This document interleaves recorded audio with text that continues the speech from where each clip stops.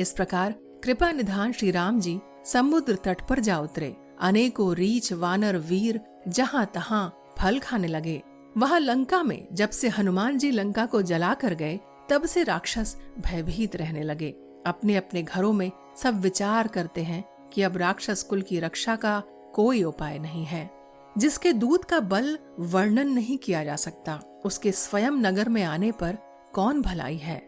हम लोगों की बड़ी बुरी दशा होगी। दूतियों से नगर निवासियों के वचन सुनकर मंदोदरी बहुत ही व्याकुल हो गईं। वह एकांत में हाथ जोड़कर पति रावण के चरणों लगी और नीति रस में पगी हुई वाणी बोली, हे प्रियतम, श्री हरि से विरोध छोड़ दीजिए। मेरे कहने को अत्यंत ही हितकर जानकर हृदय में धारण कीजिए। जिनके दूत की करनी का विचार करते ही राक्षसों की स्त्रियों के गर्भ गिर जाते हैं, हे प्यारे स्वामी, यदि भला चाहते हैं तो अपने मंत्री को बुलाकर उसके साथ उनकी स्त्री को भेज दीजिए। सीता आपके कुल रूपी कमलों के वन को दुख देने वाली जाड़े की रात्रि के समान आई है। हे नाथ, सुनिए। सीता को लौटाए बिना शंभु और ब्रह्मा के किए भी आपका भला नहीं हो सकता। श्री राम जी के बाण सर्पों के समूह के समान है और राक्षसों के समूह मेढक के समान। जब तक वे इन्हें ग्रस नहीं लेते, तब तक हट छोड़कर उपाय कर लीजिए। मूर्ख और जगत प्रसिद्ध अभिमानी रावण कानों से उसकी वाणी सुनकर खूब हंसा और बोला, स्त्रियों का स्वभाव सचमुच ही बहुत डरपोक होता है। मंगल में भी भय करती हो। तुम्हारा मन बहुत ही कच्चा है। यदि वानरों की सेना आएगी तो बेचारे राक्षस उसे खाकर अपना जीवन निर्वाह करेंगे। लोकपाल भी जिसके डर से कांपते हैं, उसकी स्त्री डरती हो, यह बड़ी हंसी की बात है। रावण ने ऐसा कहकर हंसकर उसे हृदय से लगा लिया और ममता बढ़ाकर वह सभा में चला गया। मंदोदरी हृदय में चिंता करने लगी कि पति पर विधाता प्रतिकूल हो गए। जो ही वह सभा में जाकर बैठा, उसने ऐसी खबर पाई कि शत्रु की सारी सेना समुद्र के उस पार आ गई है। उसने मंत्रियों से पूछा कि उचित सलाह कहिए कि अब क्या करना चाहिए। तब वे सब हंसकर बोले कि चुप किए रहिए, इसमें सलाह की कौन सी बात है। आपने देवताओं और राक्षसों को जीत लिया, तब तो कुछ श्रम ही नहीं हुआ। फिर मनुष्य और वानर किस गिनती में हैं? मंत्री, वैद्य और गुरु ये तीन यदि अप्रसन्नता के भय से, आशा से प्रिय बोलते हैं, तो क्रमशः राज्य, शरीर और धर्म, इन तीनों का शीघ्र ही नाश हो जाता है। रावण के लिए भी यही संयोग आ बना है। मंत्री उसे सुना सुनाकर मुंह पर स्तुति करते हैं। इसी समय अवसर जानकर विभीषण जी आए। इन्होंने बड़े भाई के चरणों में सिर नवाया। फिर वे सिर नवाकर अपने आसन पर बैठ गए और आज्ञा पाकर ये वचन बोले, हे कृपालु, जब आपने मुझसे बात पूछी ही है तो हे तात, मैं अपनी बुद्धि के अनुसार आपके हित की बात कहता हूँ।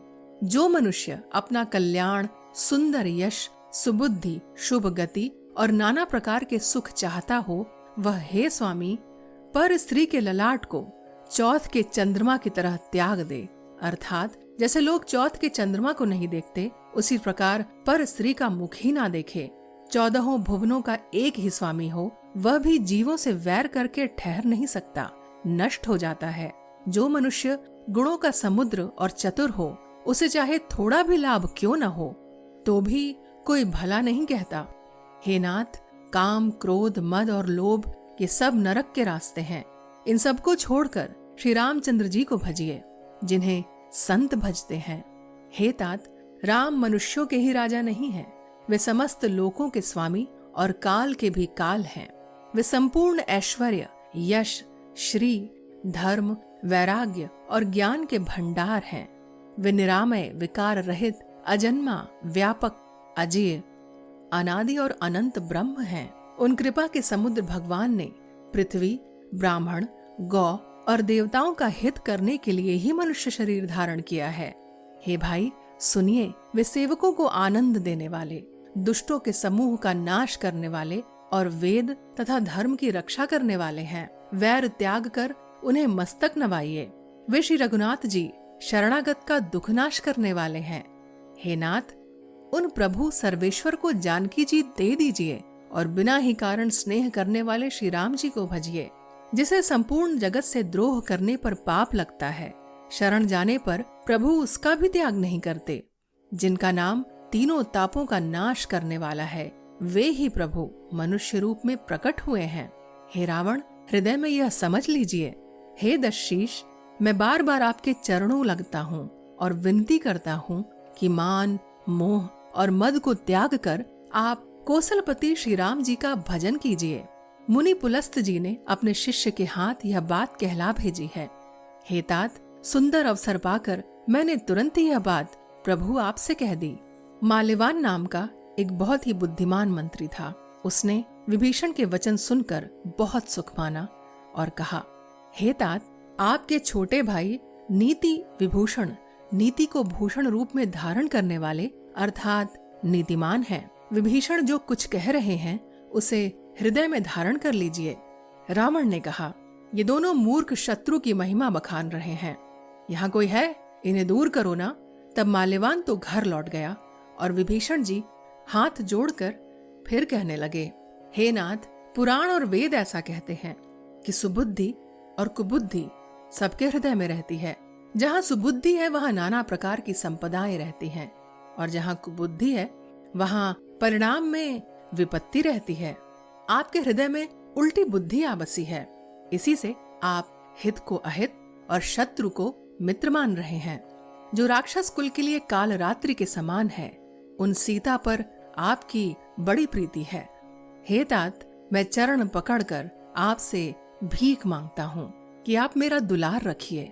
मुझ बालक के आग्रह को स्नेह पूर्वक स्वीकार कीजिए। श्री राम जी को सीता वापस दे दीजिए, जिसमें आपका अहित ना हो।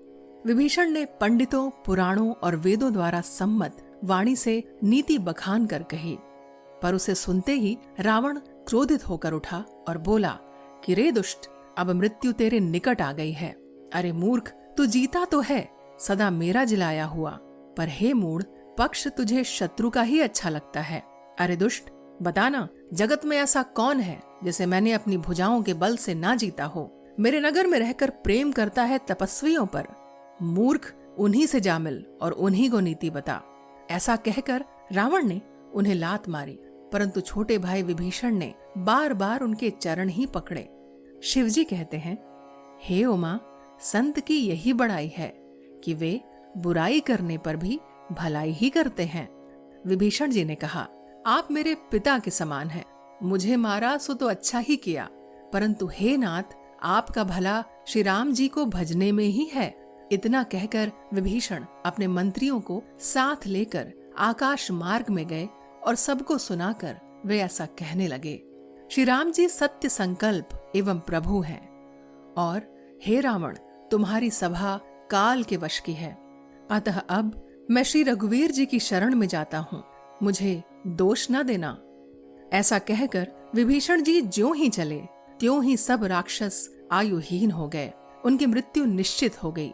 शिव जी कहते हैं, हे भवानी, साधु का अपमान तुरंत ही संपूर्ण कल्याण की हानि कर देता है। रावण ने जिस क्षण विभीषण को त्यागा, उसी क्षण वह अभागा ऐश्वर्य से हीन हो गया। विभीषण जी हर्षित होकर मन में अनेकों मनोरथ करते हुए श्री रघुनाथ जी के पास चले। वे सोचते जाते थे, मैं जाकर भगवान के कोमल और लाल वर्ण के सुंदर चरण कमलों के दर्शन करूंगा, जो सेवकों को सुख देने वाले हैं, जिन चरणों का स्पर्श पाकर ऋषि पत्नी अहिल्या तर गईं, और जो दंडक वन को पवित्र करने वाले हैं, जिन चरणों को जानकी जी ने हृदय में धारण कर रखा है, जो कपट मृग के साथ पृथ्वी पर उससे पकड़ने दौड़े थे, जो चरण कमल साक्षात शिवजी के हृदय रूपी सरोवर में विराजते हैं। मेरा अहोभाग्य है कि उन्हीं को मैं आज देखूंगा। जिन चरणों की पादुकाओं में भरत जी ने अपना मन लगा रखा है, आज उन्हीं चरणों को अभी जाकर इन नेत्रों से देखूंगा। इस प्रकार प्रेम सहित विचार करते हुए वे शीघ्र ही समुद्र के इस पार आ गए। वानरों ने विभीषण को आते देखा तो उन्होंने सोचा कि यह शत्रु का कोई खास दूत है। उन्हें पहरे पर ठहराकर वे सुग्रीव जी के पास आए और उनको सब समाचार कह सुनाया। सुग्रीव ने श्री राम जी के पास जाकर कहा, हे रघुनाथ जी, सुनिए, रावण का भाई आपसे मिलने आया है। श्री राम जी ने कहा, हे मित्र, तुम क्या समझते हो? तुम्हारी क्या राय है? वानर राज सुग्रीव ने कहा, हे महाराज, सुनिए, राक्षसों की माया जानी नहीं जाती। यह इच्छानुसार रूप बदलने वाला न जाने किस कारण आया है। जान पड़ता है यह मूर्ख हमारा भेद लेने आया है, इसीलिए मुझे तो यही अच्छा लगता है कि इसे बांध कर रखा जाए। श्री राम जी ने कहा, हे मित्र, तुमने नीति तो अच्छी विचारी, परंतु मेरा प्रण तो है कि शरणागत के भय को हर लेना। प्रभु के वचन सुनकर हनुमान जी हर्षित हुए और मन ही मन कहने लगे, भगवान कैसे शरणागत वत्सल हैं। श्री राम जी फिर बोले, जो मनुष्य अपने अहित का अनुमान करके शरण में आए हुए को त्याग देते हैं, वे क्षुद्र हैं, पापमय हैं, उन्हें देखने में भी हानि है, पाप लगता है। जिसे करोड़ों ब्राह्मणों की हत्या लगी हो, शरण में आने पर मैं उसे भी नहीं त्यागता। जीव जो ही मेरे सम्मुख होता है, त्यों ही उसके करोड़ों जन्मों के पाप नष्ट हो जाते हैं। पापी का यह सहज स्वभाव होता है कि मेरा भजन उसे कभी नहीं सुहाता। यदि वह रावण का भाई निश्चय ही दुष्ट हृदय का होता, तो क्या वह मेरे सम्मुख आ सकता था? जो मनुष्य निर्मल मन का होता है, वही मुझे पाता है। मुझे कपट और छल छिद्र नहीं सुहाते। यदि उसे रावण ने भेद लेने को भेजा है, तब भी हे सुग्रीव, अपने को कुछ भी भय या हानि नहीं है, क्योंकि हे सखे, जगत में जितने भी राक्षस हैं, लक्ष्मण क्षण भर में उन सबको मार सकते हैं, और यदि वह भयभीत होकर मेरे शरण में आया है, तो मैं उसे प्राणों की तरह रखूंगा। कृपा के धाम श्री राम जी ने हंसकर कहा, दोनों ही स्थितियों में उसे ले आओ। तब अंगद और हनुमान सहित सुग्रीव जी कृपालु श्री राम जी की जय हो कहते हुए चले।